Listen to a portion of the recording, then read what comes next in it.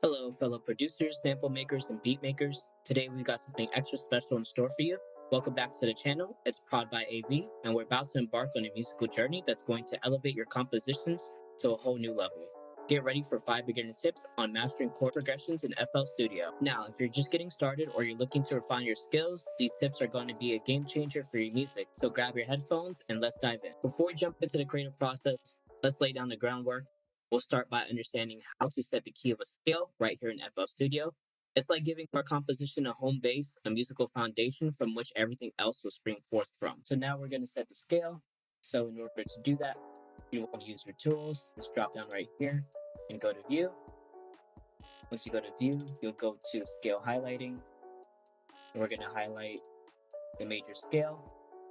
It's going to set it to C, but we want to change it to F sharp because we were working on that earlier. So let's bring it back to F sharp. Now it's going to highlight F sharp for me. Don't forget these key items as well. When you're in the view, make sure note grid highlights is set on and ghost channels are set on so that you can see these little grayed out areas. This is where it'll keep you in key and keep you well structured. Once you got this concept down, you'll be amazed on how it shapes your entire musical landscape. Now let's talk about the bread and butter of chord progressions, major and minor chords. Understanding the difference between them and how they interact is like unlocking a whole new dimension in your compositions. We'll explore how these two chord types can create different moods and feelings in our music. First, let's go into the major chord. So for the major chord, you can also use the stamp feature and just pull out a major chord. And then how I typically do it is I'll just line them up with each other and then line them up with each other again and again and again, and just get a chord progression that way. Very basic, but you get the gist of it. We're going over basic things. Now let's play our major chord. This is how it sounds.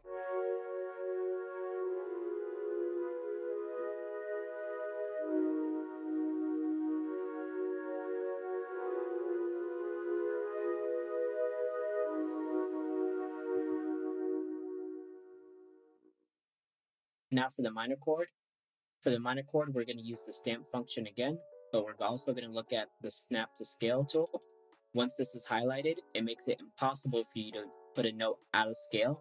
And that's what's going to help a lot of new beginners make sure that they are always staying in the scale if they just don't want to hear any accident notes being played and things of that nature. So again, we're going to use the stamp tool. We're going to go to our minor chord and we're going to stamp it right here, but we're going to drag it down. And as we drag it, make sure it snaps it to scale. So every chord that we put in is going to be automatically adjusted as such as we place it over to show you that, hey, all you really need to do is just keep the chords in scale and then just place them however you need to. And you can use the stamp function and then they line up perfectly with the minor chord. So you know that everything is in the minor scale.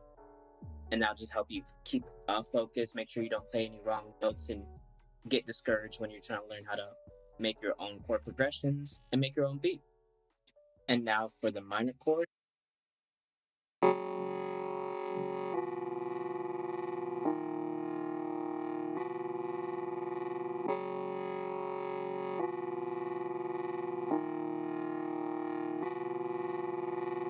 So the last demonstration of chords, we're going to be mixing both major and minor chords. So it's going to go major, minor, major, minor.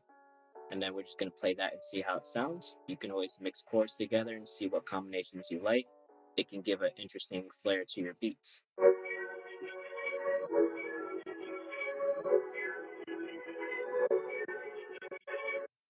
So now let's look into voicings. To add that extra touch of finesse, voicings are like the secret ingredients that are going to take your chords from good to absolutely amazing. I'll show you how to use them to add layers of depth and character to your progressions.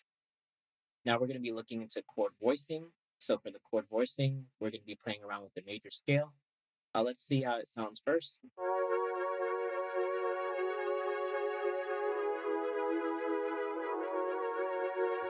So that very happy, melancholy vibe that you get from majors. Let's try doing this. Well, not down. Let's try up. See how it changes it. And already right there, you can tell it kind of opens up the little 4-bar loop that we have going on. So let's play that again.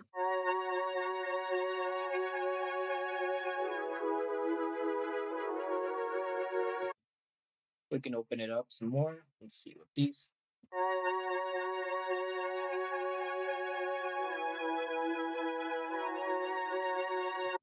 So that might be too much. We can always bring them back down, and you just have to play with it and see where you like it, and just go from there. You play around and move other notes. Try not to move them too far out of scale. I mean, not out of scale, but in relation to each other, too far away, because it might sound different.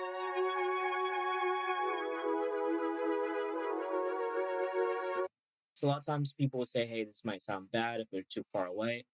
All depends on your personal artistic preference. It may sound bad, it may sound good. Just go with it. At the end of the day, you're the one that's making the music, so just do whatever feels right to you. But essentially, you want to keep them as close as possible if you can. But like I said, at the end of the day, it's all artistic personal preference. Now let's talk about a crucial yet often overlooked aspect, note length and variation. It's like the punctuation and cadence of our musical sentences. We'll see how tweaking these elements can create dynamic and engaging progressions that keep the listeners hooked. So with note length and variation, it's all personal preference for this particular chord progression I have here. I kind of did 3/4 of the first bar. Majority of the second bar is being held by this chord, and this chord pretty much splits it in half right here, and then just takes major part of the third and fourth chord. So basically, it's however you want to do it. I like the way this particularly sound. Let's get into it.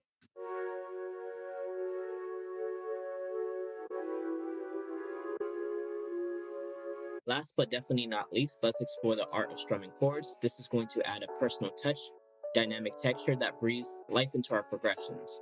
I'll show some techniques to create that rhythmic flowing feel that's going to take our progressions to the next level.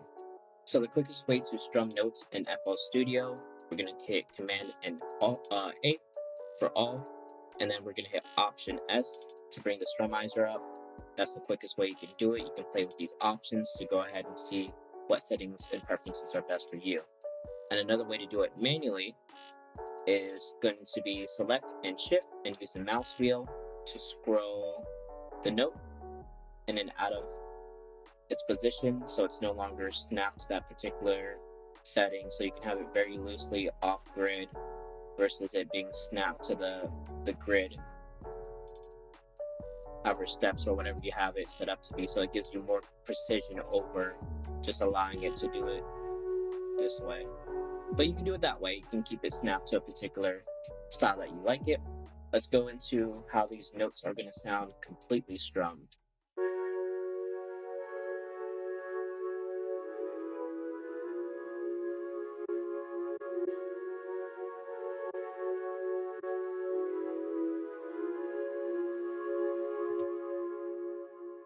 So as you witness, your compositions can transform into something truly special. It's the little details like that that make all the difference.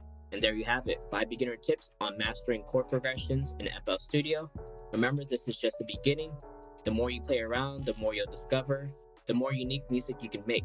Thank you for joining me today. If you found this tutorial helpful, please don't forget to hit that like button, share it with your fellow musicians, and of course, subscribe for more musical adventures. Until next time, ProdByAV out.